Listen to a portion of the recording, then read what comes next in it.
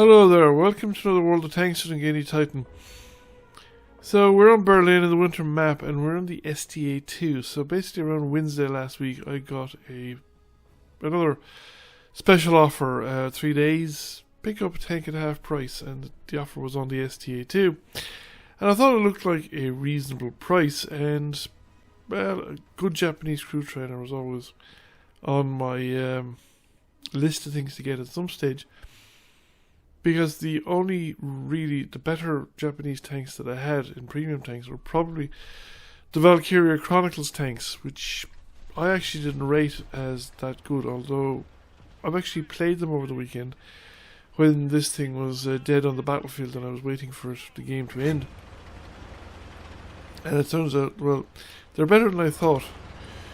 But that is, and in fact I managed to have an ace tanker game on the Edelweiss and then managed to delete the game. However, that's neither here nor there. So the STA-2.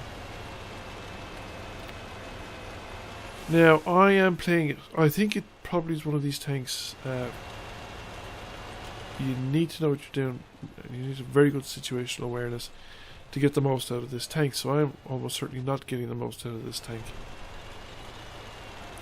Situational awareness being one of the weaker parts of my game. The armour is essentially non-existent. It's a bit like an AMX CDC. It has very little armour. It's got better gun handling, although I think the AMX probably have the edge on penetration. I didn't look up the exact values.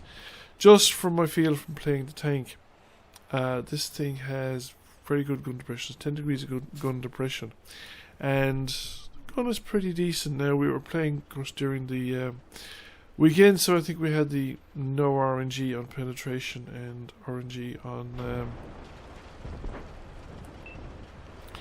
smaller, half the RNG on damage.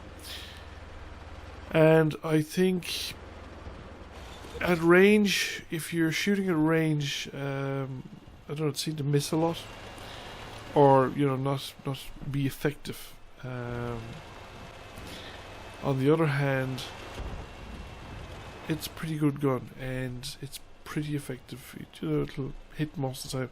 Now, the premium ammunition is heat and it's pretty good, but the usual problems apply with heat. So sometimes heat can be a problem, say, against Russian tanks, because the tracks tend to eat a lot of your heat rounds and stuff like that. But the regular rounds work well enough. From the front at longer range, yes, I think you're going to have trouble hitting weak spots. At least I did.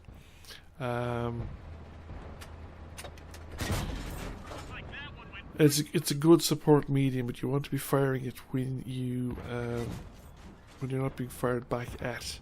So this side of circumstances is ideal. Other people are shooting at the tank, and I'm shooting at it when it's not shooting back at me. However, this is the best game I got in it all weekend. As I said, I think if you had Sixth Sense and situational awareness on the crew as well as yourself, then the tank would do a little better. At the moment, the view range, the detection range exceeds the view range, which can be a problem because you can crest a ridgeline, be seen, especially when you didn't have Sixth Sense either. I could be seen before I popped up, and then I would take a lot of damage. So you could have, well, you can easily get 2k damage in a game if you can keep the tank alive long enough. You sometimes will have trouble getting your fire for effect simply because the tank's just so fragile.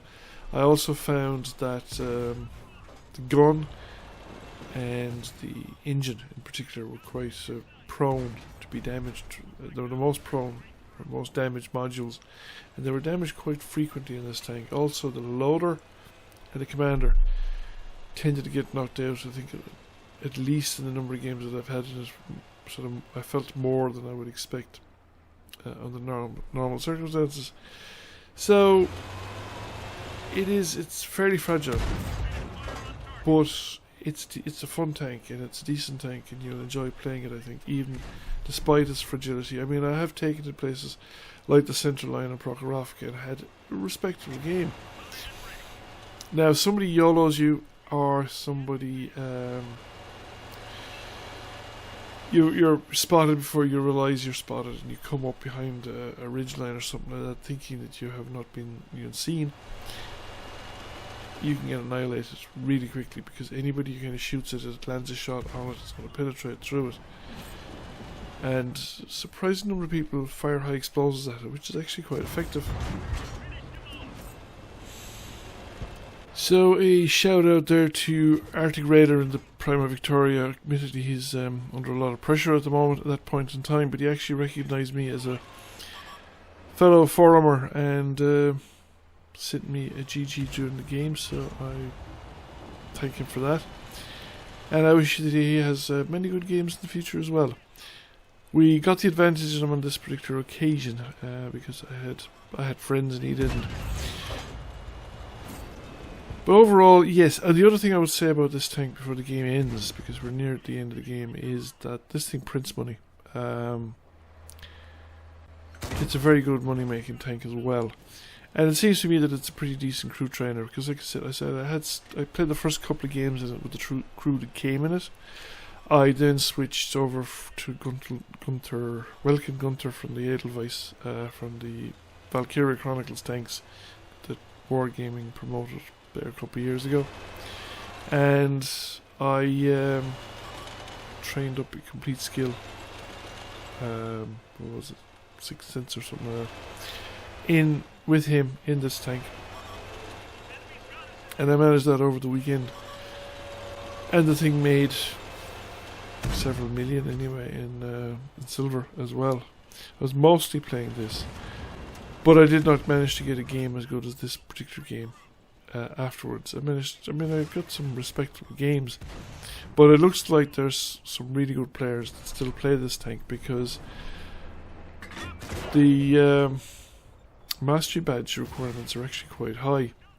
I mean, I finish up on this game it's first class mastery with about slightly over 1600 base experience. There are tanks out there you can get an ace tanker with 1600 base experience. In fact, there are possibly tanks out there. I mean, I have had the occasion to have tanks where I've gotten a base tanker with 13 or 1400 base experience. So I suspect that this thing is possibly out there around the 2000, 900, 1900 or 2000 base experience required for an ace tanker. So we have a first class, we have a high caliber here in the first class mastery. And we came number 1 by experience, and get some pretty stiff competition as well. So I enjoyed this tank. I enjoyed playing it over the weekend. I'll probably get back now during the week to the regular grinds, the Polish, Czech and German tanks. And I hope you found this diversion interesting, and if you did, please give it a like and a share. Feel free to comment. If you've not already done so, please subscribe to the channel. I will catch you all again soon. Bye for now.